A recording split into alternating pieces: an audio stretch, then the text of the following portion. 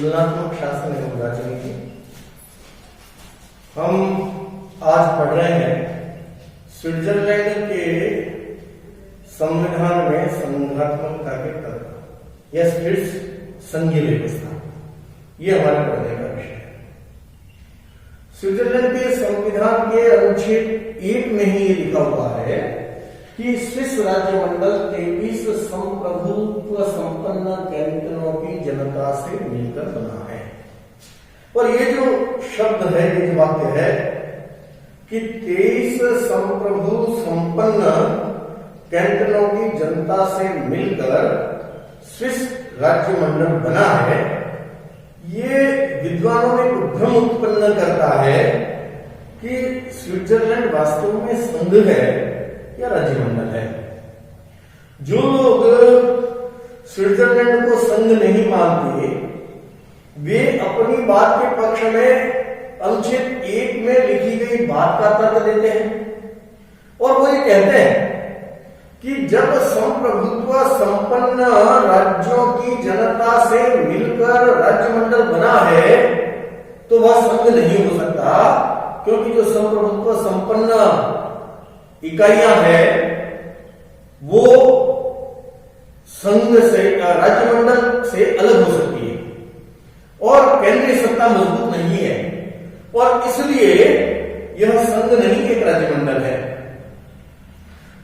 वो लोग ये भी कर देते हैं कि 1948 की जिस व्यवस्था के द्वारा, जिसे हम स्विट्जरलैंड का संघ कहते हैं, उसका निर्माण हुआ, वह वास्तव में कोई संविधान नहीं था, एक संधि पत्र था और संधि पत्र राज्यमंडल का निर्माण करता है।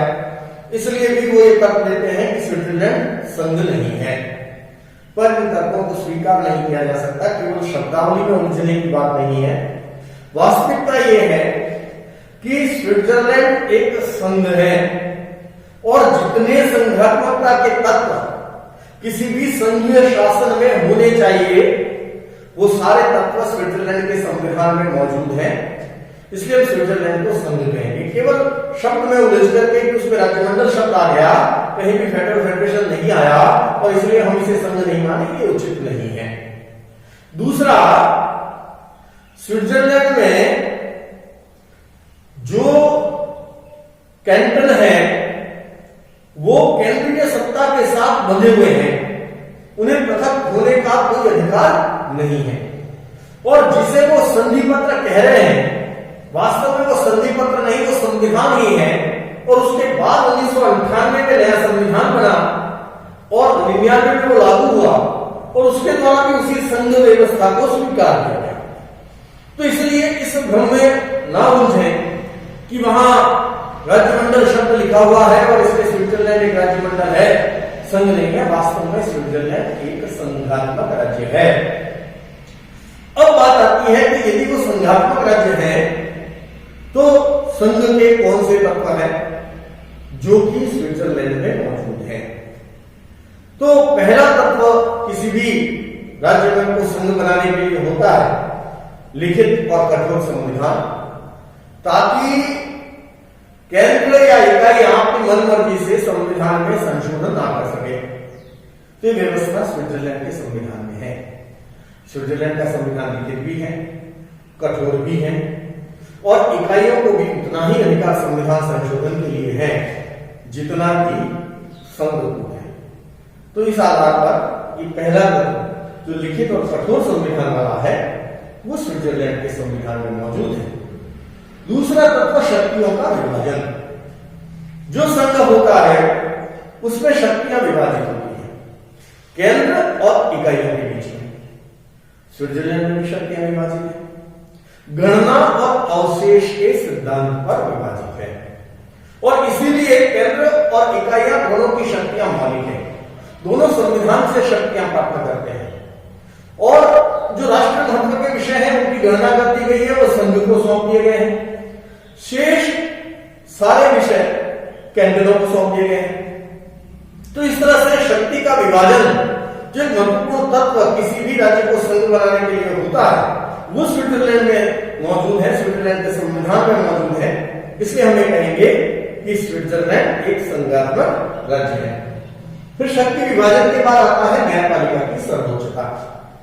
स्विट्जरलैंड में जो राज्यमंडल या संघ जिसे हम कहें उसका और कैंटनों के बीच के विवाद का निपटारा करने के लिए या कैंटनों और कैंटनों के बीच के विवाद का निपटारा करने के लिए एक संघ न्यायालय की व्यवस्था है।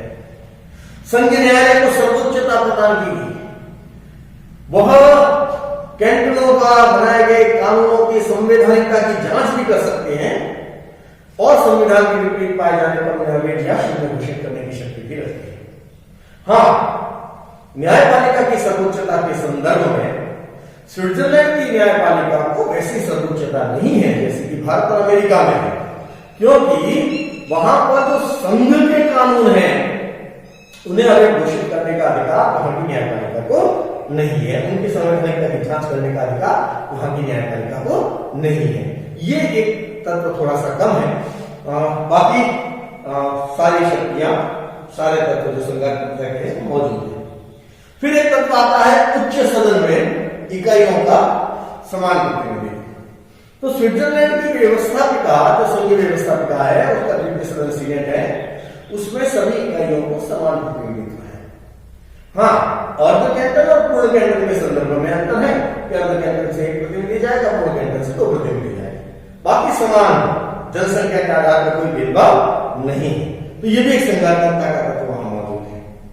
संविधान संशोधन के कार्यों में स्विट्जरलैंड में इकाइयों को पर्याप्त शक्ति है, प्रस्तावित करने के लिए भी और पुष्टि के बारे में। यानी बिना इकाइयों की सहमति के, बिना कैंटनों की सहमति के स्विट्जरलैंड में संविधान में संशोधन नहीं किया जा सकता। तो इस संविधान संशोधन के संदर्भ में कैंटनों को शक्तियों का होना, ये भी स्विट्जरलैंड में संघात्मकता का एक बहुत महत्वपूर्ण तत्व है। और एक और महत्वपूर्ण तत्व है, वो है नागरिकता के संदर्भ में। जहां संघ होता है वहां दोहरी नागरिकता होगी, एक संघ की नागरिकता और एक इकाई की नागरिकता। स्विट्जरलैंड का संविधान इस संदर्भ में एक कदम आगे है। वहां तिहरी नागरिकता है, एक म्युनिसिपैलिटी की नागरिकता, एक कैंटन की नागरिकता और एक संघ की नागरिकता। तिहरी नागरिकता स्विट्जरलैंड में प्रदान की गई है। तो ये भी वहां पर संघात्मकता का एक महत्वपूर्ण तत्व है। तो ये सारे जो तत्व मैंने आपको बताया, ये तत्व ये बताते हैं कि स्विट्जरलैंड एक संघात्मक शासन वाला राज्य है, केवल राज्यमंडल नहीं है। एक बार फिर से इसके नजर डालते हैं। प्रथम अनुच्छेद जो स्विट्जरलैंड के संविधान का वो कहता है स्विस राज्यमंडल तेजी संप्रभुत्व संपन्न कैंटनों की जनता से मिलकर बना है। अब जो कैंटन राज्यमंडल जो मानते हैं वो तर्क देते हैं कि तो संप्रभु इकाइयां हैं और 1948 की जिस व्यवस्था के आधार पर गठन हुआ है वह एक संधि पत्र है संविधान में। पर जो इसे संघ मानते हैं उनका कारण है कि स्विट्जरलैंड में केंद्रीय सत्ता पर्याप्त शक्तिशाली है, कैंटनों को संबंध विच्छेद का अधिकार नहीं है और 1998 में नया संविधान बना जो 1999 से लागू है। तो इस आधार पर एक सच्चा संघ है। फिर संघात्मकता के जिन तत्वों को हमने समझा है, एक बार नजर डालते हैं। लिखित और कठोर संविधान है, शक्तियों का विभाजन गणना और अवशेष के सिद्धांत पर आधारित है, जिसमें संघ की शक्तियां की गणना कर दी गई है, शेष सभी कैंटनों को सौंप दी गई है।